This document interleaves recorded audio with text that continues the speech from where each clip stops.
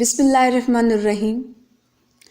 शुरू करती हूँ अल्लाह के बाबरकत नाम से जो बड़ा मेहरबान और नाहित रहम करने वाला है। बड़ा मेहरबान और नाहित रहम करने वाला है। इस लफ्ज़ की अगर तफसीर तक जाए, यानी ऐसी मेहरबानी, ऐसी रहमत जो मुसलसल रहती है, जो कभी भी ख़त्म नहीं होती। अस्सलामु अलैकुम। उम्मीद करती हूँ आप सब खैर आफियत से होंगे और रमज़ान करीम की बहुत बहुत मुबारकबाद आप सबको। हम लोग खुशकिस्मत हैं कि अल्लाह सुब्हानहू व तआला ने हमें फिर से मौका दिया कि हम उसकी खुशनुदी हासिल कर सकें। उसने फिर से हमें मौका दिया कि हम बुराई छोड़ के नेकी की तरफ आएं और नेकी कमाएं। आज जिस टॉपिक को डिस्कस करने के लिए हम सारे यहाँ पे मौजूद हैं वो है रूहानियत, जिसको हम इंग्लिश में कहते हैं स्पिरिचुअलिटी और उर्दू में कहते हैं रूहानियत। साइकोलॉजी का पर्सपेक्टिव क्या है स्पिरिचुअलिटी के बारे में और स्पिरिचुअलिटी का ताल्लुक क्या है साइकोलॉजी से, ये हम आज डिस्कस करेंगे। अगर रूहानियत की बात की जाए, रूहानियत बेसिकली फॉलो करती है साइकोलॉजी के कॉन्सेप्ट को, और रूहानियत एक सब डिसिप्लिन है साइकोलॉजी का। साइकोलॉजी रूहानियत के बगैर कुछ नहीं और रूहानियत साइकोलॉजी के बगैर कुछ नहीं। लिहाजा इन दोनों का आपस में बड़ा मजबूत ताल्लुक है और रूहानियत के दर्जे को पाने के लिए आपको नफ्सियात पढ़ना ज़रूरी है। अब यहाँ पे ये क्वेश्चन उठता है कि स्पिरिचुअलिटी का ताल्लुक साइकोलॉजी से कैसे है, तो मैं बताती हूँ। रूहानियत बेसिकली होती क्या है, हम लोगों में से बहुत कम लोगों को पता है कि रूहानियत होती क्या है। हम लोगों ने ये थोड़ा सा किया हुआ है कि रूहानियत अहले सादात में होती है, रूहानियत गद्दी नशीन लोगों में होती है, रूहानियत औलिया किराम में होती है, रूहानियत किसी पीर फ़कीर में होती है। नो डाउट ये कोई इस चीज़ को हम जुटला नहीं सकते। अहले सादात में रूहानियत की बड़ी मिक़दार मौजूद होती है, औलिया किराम में रूहानियत कूट कूट के पाई जाती है। लेकिन ये गलत कॉन्सेप्ट है कि किसी आम इंसान में या किसी उम्मती में, जो लफ्ज़ हम उम्मती इस्तेमाल करते हैं ना, कि ये तो अहले रसूल हैं, ये तो अहले सादात हैं, ये तो रसूल अल्लाह की नस्ल से हैं और हम उम्मती हैं, तो ये बड़ा गलत कॉन्सेप्ट है कि उम्मती में रूहानियत नहीं हो सकती। पहले रूहानियत का मतलब तो समझ लें। रूहानियत का मतलब होता है जदोजहद। रूहानियत का मतलब होता है एक तरह का मकसद। रूहानियत का मतलब होता है हलचल, जुस्तजू, बेकरारी, तड़प, अल्लाह से मोहब्बत की तड़प, अल्लाह से रिश्ता बनाने की बेकरारी,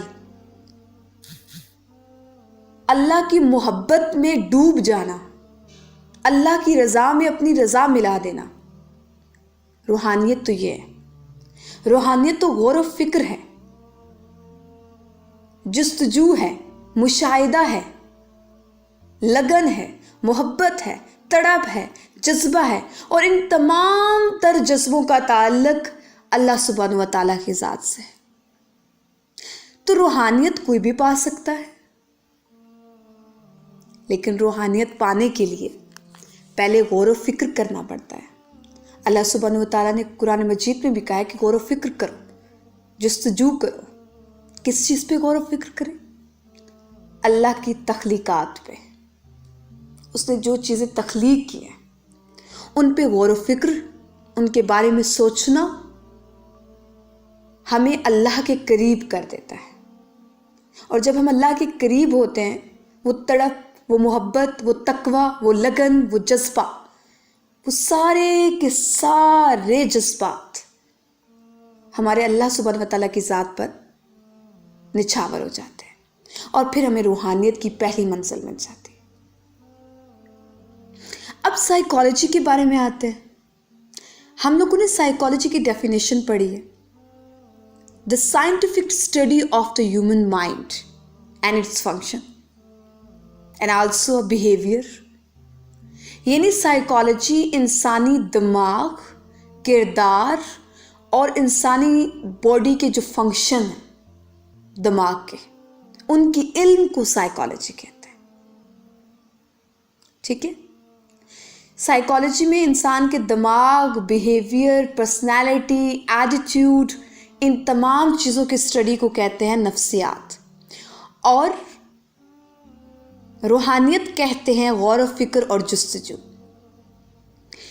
तो जब हम गौर व फिक्र करने की बात करते हैं, अल्लाह की तख्लीकात पे गौर करते हैं, तो अल्लाह की सबसे नायाब तख्लीक जो है वो इंसान है, उसका दिमाग है, उसका जिस्म है, उसकी बॉडी है, उसकी सोच है, उसका किरदार है।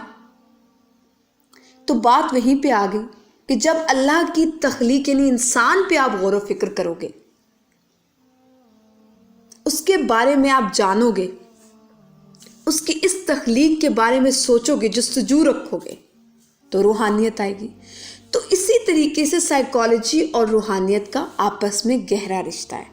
नफ्सियात भी इंसान के किरदार, दिमाग, जिस्म के बारे में स्टडी है, और रूहानियत भी इंसान के तख्लीक होने पे गौर व फिक्र करना है।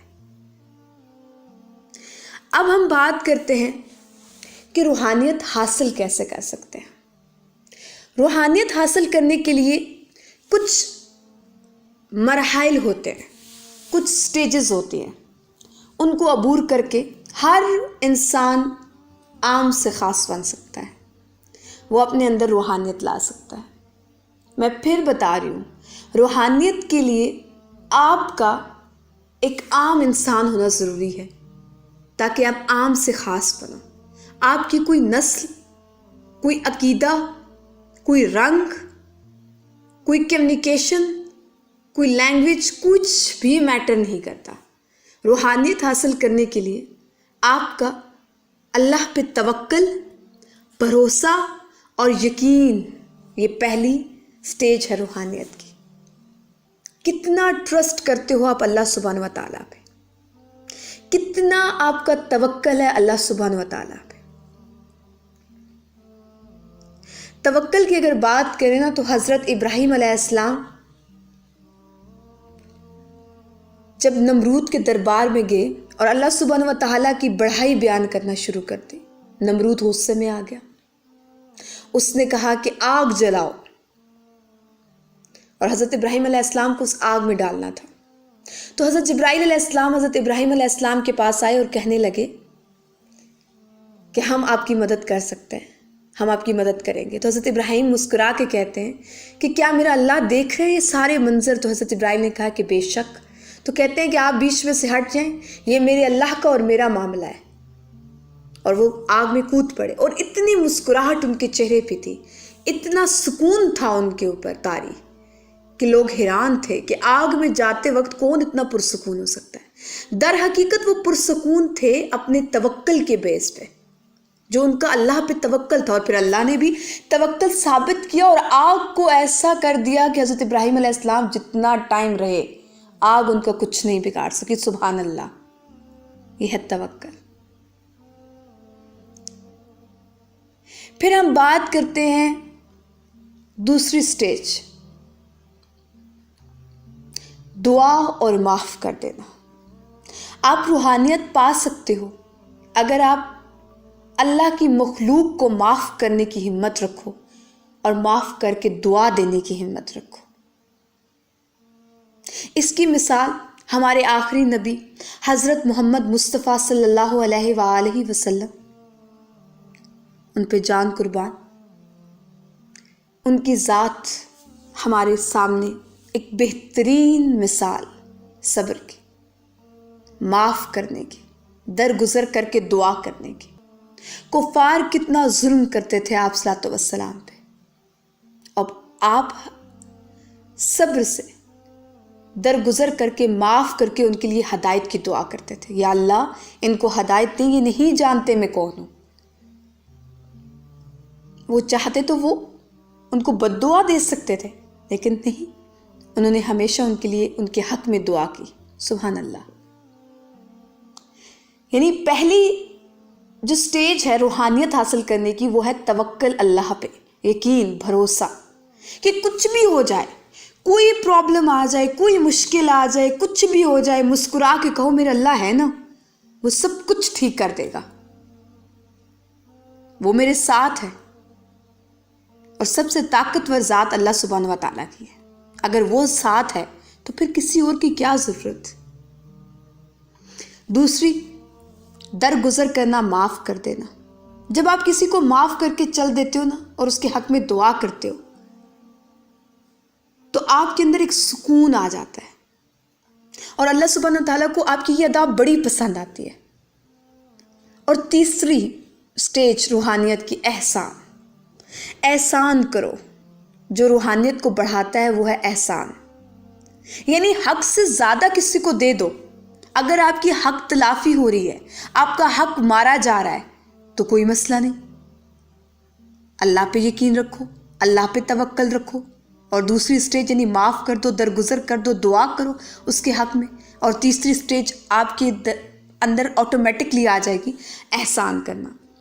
یعنی کسی کو اس کے حق سے بڑھ کے دے دینا. اگر آپ کا حق بھی کوئی لے رہا ہے تو آپ اس کو لینے دو اور کہو کہ میرا اللہ موجود ہے، وہ انصاف کرے گا. اور بے شک اللہ سے زیادہ کوئی انصاف کرنے والی ذات نہیں ہے.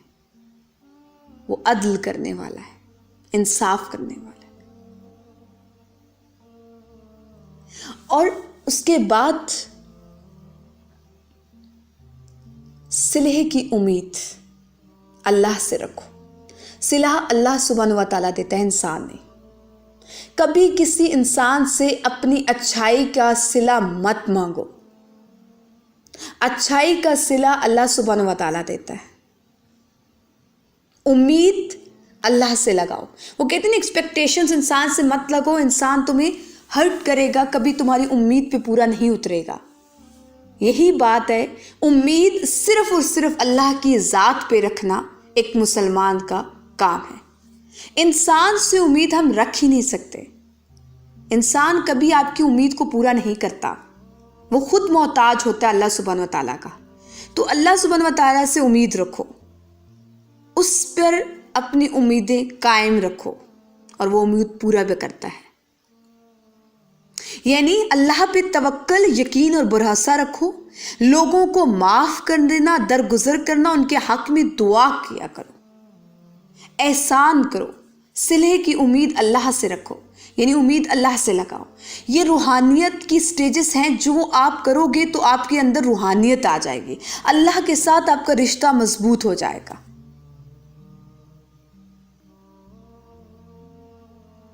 اور اللہ سے رشتہ مضبوط کرنے کے لیے آپ کو کسی دنیاوی سہارے کی ضرورت نہیں ہے، بس اس کی مخلوق کے ساتھ اچھے ہو جائے. لوگوں کی تہمت کرنا، لوگوں کی غیبت کرنا، تہمت لگانا، جھوٹ بولنا، لوگوں پہ گلے کرنا، رونا، مایوسی، یہ ساری چیزیں آپ کے اندر سے روحانیت کو ختم کر دیتی ہیں. ہر وقت اللہ کا شکر ادا کرو، اس کا اتنا شکر ادا کرو جتنا حق ہے. اس کے یہ ہمیں سانس دینا یہ بھی احسان ہے، ماں باپ دینا یہ بھی احسان ہے، پھر امت محمدیہ میں پیدا کرنا یہ سب سے بڑا احسان ہے. اور صبر کرو، صبر کا دامن کبھی اپنے ہاتھ سے مت جانے دینا. حضرت ایوب علیہ السلام 20 سال ایک بیماری میں مبتلا رہے، اور آپ علیہ السلام روز اللہ سے اپنی شفاعت کی دعا کرتے تھے، روز. اور ایک دن کہتے کہ میرے اللہ، اگر آپ کو میں اس بیماری میں پسند ہوں تو میرے اللہ آج کے بعد میں اپنی شفاعت کی دعا نہیں کروں گا، میں آپ کی پسند میں اپنی پسند شامل کر رہا ہوں. جیسے آپ کو میں اچھا لگتا ہوں ویسے ہی میں رہوں گا. اور اگلے دن ان کی شفاعت ہو گئی. یعنی اللہ تعالیٰ کو ان کی یہ ادا اتنی پسند آئی کہ انہوں نے 20 سال مجھ سے دعا کی، اور مجھے اتنا پسند تھا اس پیغمبر کی دعا کرنا، اس پیغمبر کا مجھ سے شفاعت مانگنا. ٹھیک ہے، 20 سال حضرت ایوب جو ہے وہ اپنی شفاعت مانگتے رہے. اور ایک دن کہتے ہیں کہ میرے اللہ مجھے لگتا ہے آپ کو میں اسی حالت میں پسند ہوں، تو آپ کی پسند میں ایوب کی پسند شامل ہو گئی، اور اللہ کو وہ ادا اتنی پسند آ گئی کہ شفاعت دے دی۔ سبحان اللہ، یعنی اللہ کی چاہت میں اپنی چاہت ملاؤ تو روحانیت کے سفر پہ جاؤ گے۔ روحانیت کسی کی میراث نہیں ہے، کسی کی جاگیر نہیں ہے، کسی کی جائیداد نہیں ہے کہ کسی کے لیے وہ ہوگی یہ کہ اس بندے میں روحانیت ہوگی اس میں نہیں ہوگی۔ نہیں، روحانیت اللہ سے محبت کرنے کا ایک رشتہ ہے، ایک تعلق ہے، ایک رستہ ہے۔ جس نے اللہ سبحانہ و تعالیٰ سے محبت کر لی اور اللہ کی محبت میں اللہ کی مخلوق پہ احسان کر لیا، اللہ کی مخلوق کو فائدہ پہنچانا شروع ہو گیا۔ روحانیت کی ایک سٹیج یہ بھی ہے کہ لوگوں کے بوجھ کو بانٹو، یہ نہیں کہ لوگوں نے کوئی چیز اٹھائی ہے اٹھا کے لو کہ جی آپ کا بوجھ بانٹ، نہیں، بوجھ آپ ایموشنلی بھی بانٹ سکتے ہو، لوگوں کے دکھ بانٹ سکتے ہو، تکلیف بانٹ سکتے ہو، لوگوں کے مسائل سن سکتے ہو، دکھی لوگوں کی مدد کر سکتے ہو۔ سائیکالوجسٹ کے اندر روحانیت آنے کے چانسز زیادہ کیوں ہوتے ہیں؟ کیونکہ جب اس کے پاس کوئی کلائنٹ آتا ہے تو وہ اس حالت میں آتا ہے کہ اس کو کوئی سننے والا نہیں ہوتا، اور وہ اس سے امید لگا کے اس کے پاس آتا ہے کہ یہ بندہ مجھ سے میری مشکلات اور میری پریشانیاں سنے گا۔ اور جب سائیکالوجسٹ اس سے اس کے دکھ بھری داستان سنتا ہے اور سن کے پھر اس کو صبر کرنے کی تاکید کرتا ہے، پھر اس کو صبر کرنے کی بات کرتا ہے، پھر اس کو حوصلہ دیتا ہے، اس کو آسرا دیتا ہے، سپورٹ کرتا ہے، تو اللہ کو یہ ادا بڑی پسند ہے۔ تو سائیکالوجسٹ جو ہوتے ہیں، ایک تو بوجھ بانٹتے ہیں، دوسرا وہ اللہ کی مخلوق پہ احسان کرتے ہیں، ان کے غم سن کے ان کو ہلکا کرتے ہیں، جتنا وہ دیتے ہیں اس سے بڑھ کے سائیکالوجسٹ ان کو آگے سے ریوارڈ دیتا ہے۔ اور ایک سائیکالوجسٹ کا توکل اللہ کی ذات پہ بڑا مضبوط ہونا چاہیے۔